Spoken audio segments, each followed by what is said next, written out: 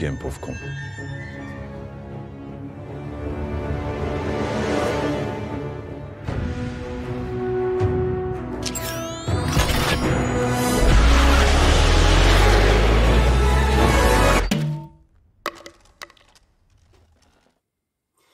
Eh bien, bonjour mes amis et bienvenue sur ma chaîne YouTube destinée aux films, aux séries, aux documentaires. Je vais vous parler aujourd'hui, donc on est samedi, je vais vous parler d'un film que j'ai vu hier. Ça s'appelle Super-héros malgré lui, mes amis. Donc c'est un film français, une comédie plutôt. La réalisation c'est Philippe Lachaud, la durée c'est 1h22 et je me suis bien amusé mes amis avec Super-héros malgré lui. C'est pour ça que je vous le recommande vivement. Donc les acteurs c'est Philippe Lachaud, Julien Ruti, Tarek Boudali, Élodie Fontan, Alice Dufour. Le genre c'est comédie action et ça date de 2021 mes amis. Et sans plus attendre, je vais vous faire part du scénario, donc de l'histoire de ce film comique, de cette comédie. Donc apprenti comédien en galère, Cédric décroche enfin son premier rôle dans un film de super-héros. Un soir, alors qu'il emprunte la voiture de tournage, il est victime d'un accident qui lui fait perdre la mémoire. À son réveil, vêtu de son costume de justicier et au milieu des accessoires du film, il est persuadé d'être devenu le personnage du film avec une mission périlleuse à accomplir, mais n'est pas héros et encore moins super-héros qui veut, et encore moins Cédric, mes amis. Cédric, en fait, ce gentil blond, en fait, c'est un loser, c'est pas un vainqueur, c'est pas un gagnant, c'est pas un winner, mes amis. Et donc, ce loser, mes amis, il se prend pour Batman, ni plus ni moins. Parce que c'est un acteur plus ou moins raté, mais il a décroché le rôle de Batman dans une production française, mes amis, parce que la personne qui était désignée, en fait, la personne qu'on avait choisie pour le rôle de Batman, il était tellement content qu'il a eu un accident. Et voilà, il s'est enthousiasmé un peu trop, mes amis, et il s'est levé de sa voiture et il s'est pris un choc, il s'est pris une barre dans la figure. Et donc, le deuxième choix, mes amis, celui que personne ne vous voulait, c'était Cédric, le pauvre Cédric, le gentil Cédric, mes amis, qui est un peu bête, un peu stupide, et à la suite d'un choc lui aussi, puisqu'il va avoir un accident de voiture, et à la suite de ce choc, il va se prendre pour Batman, ni plus ni moins, parce qu'il va trouver donc l'identité de Batman, il va trouver le costume de Batman, avec les gadgets, tout ça.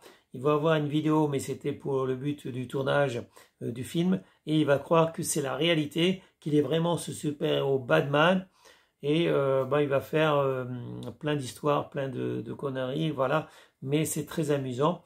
Donc je me suis bien amusé, effectivement, avec Super-héros malgré lui. En ce moment, je regarde plutôt des séries, mes amis, et de temps en temps, je décompresse avec un film comique français. Et là, il s'agit d'un film comique français qui m'a bien fait rire, grâce auquel j'ai passé du bon temps, mes amis. C'est pour ça que si vous ne l'avez pas encore vu, Super-héros malgré lui, et que vous avez l'opportunité de le voir, je vous conseille de le voir, mes amis, si c'est possible. Super-héros malgré lui, film français comique, qui date, si je ne me trompe pas, de 2021, même si je l'ai vu qu'hier. Voilà. Donc, ça sera tout pour aujourd'hui, mes amis, parce que je préfère regarder des séries en ce moment, et de temps en temps, je regarderai des films, évidemment, toujours. Les séries, ça me prend du temps. Je ne peux pas faire une vidéo tous les jours parce que pour regarder une série, il me faut peut-être 3-4 jours, peut-être des fois une semaine. Ça prend énormément de temps. En plus, je travaille les langues étrangères, mes amis. Je suis aussi sur des blogs. Pour ceux qui ne me connaissent pas, j'ai un nouveau blog qui s'appelle psécurité.blogspot.com. C'est donc P et sécurité tout attaché.blogspot.com, puisque moi, mon métier, c'est la sécurité. Et je veux effectivement me battre pour plus de paix, plus de sécurité, parce qu'on sait que dans notre département, par exemple en Seine-Saint-Denis, c'est-à-dire dans le 93, la sécurité n'existe pas toujours dans certains endroits, dans certains quartiers, dans certaines villes. C'est un des départements, la Seine-Saint-Denis, le plus pauvre de France, et là où il y a le taux de criminalité le plus important. Évidemment, ce n'est pas comparable avec Marseille. Marseille, c'est peut-être, la ville la plus criminelle de France en fait, mais le 93, tout le département de Seine-Saint-Denis est très haut classé dans le top 10 de la criminalité en France, mes amis. Voilà, on a des élus politiques qui n'en ont rien à faire de la sécurité des Français, et donc tout ce qui les intéresse, c'est d'empocher le pognon, de se faire élire pour empêcher le pognon et donner du pognon à leurs amis amis, qu'ils aient des associations, qu'ils aient des entreprises, quels que soient leurs amis qu'ils ont, c'est pour gagner du pognon qu'ils se font élire. Et c'est pour ça que je veux changer les choses.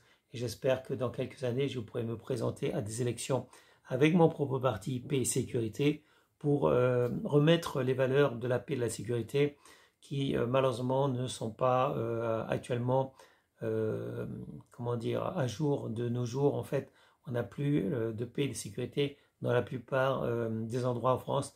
Et on a bien vu au Stade de France le 28 mai qu'il n'y avait pas du tout de sécurité, mes amis. Les pauvres supporters, qu'ils soient français, anglais ou espagnols, eh bien, ils ont souffert, mes amis, ils ont risqué leur vie. Il y a eu des vols, il y a eu des viols, il y a eu du tabassage, etc. avec des bandes de barbares qui sont venus de Seine-Saint-Denis, du 93, parce qu'il faut bien le dire, mes amis, il y a dans les cités, il y a des voyous, il y a des bandes de voyous, et ils sont venus par milliers, armés de machettes, armés de couteaux, armés de battes de baseball, pour voler, violer, pour défoncer des crânes. Voilà, c'est pour ça que majoritairement les pauvres Anglais, c'est surtout les Anglais qui en ont pris plein la gueule. Mais il n'y a pas que les Anglais, mes amis, qui en ont pris plein la gueule. Et on a effectivement un ministre de l'Intérieur, Gérard Darmanin, qui est complètement incompétent et aveugle. Avant même d'avoir vu les images de vidéosurveillance, il a accusé ces pauvres Anglais, ces pauvres supporters anglais, et il continue, donc malgré les remontrances du président de la République, malgré les remontrances du Premier ministre, il ne veut pas faire son mea culpa, et il s'entête à accuser les pauvres supporters anglais, mes amis. On a vraiment un ministre de l'Intérieur complètement incompétent. Et malheureusement, voilà, de toute façon, vous n'avez qu'à voir des vidéos. Donc la sécurité, mes amis, c'est mon grand thème. Je veux essayer de me battre pour plus de paix et de sécurité parce qu'on en a besoin. Et de temps en temps, on a besoin de voir un film comique, un film drôle. Et c'est pour ça que je vous encourage à voir Super Héros malgré lui. Voilà, Super Héros malgré lui. Mais sinon, ne prenez pas de risques, mes amis. S'il y a des événements sportifs en France, essayez de les éviter. Surtout les grands événements sportifs comme les Coupes du Monde, les Jeux Olympiques, tout ça. Tous ces grands événements sportifs, il ne faut pas y aller quand c'est en France parce que, comment dire, on a des ministres qui sont incompétents, on a un gouvernement qui est incompétent et qui est incapable d'assurer la sécurité de tels événements, mes amis. Ils sont incapables d'assurer la sécurité des Français, ils sont incapables d'assurer la sécurité d'événements sportifs.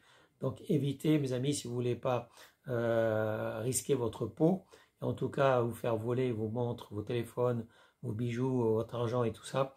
Si vous voulez éviter d'avoir des problèmes, évitez effectivement tous les événements sportifs de grande ampleur qui ont lieu en France, parce que comme vous le savez, on a un gouvernement qui est incompétent, avec des ministres incompétents, et malheureusement, les policiers ne font que ce qu'on leur dit, c'est-à-dire que si on leur dit de ne rien faire, de regarder, ils regardent, ils ne font rien.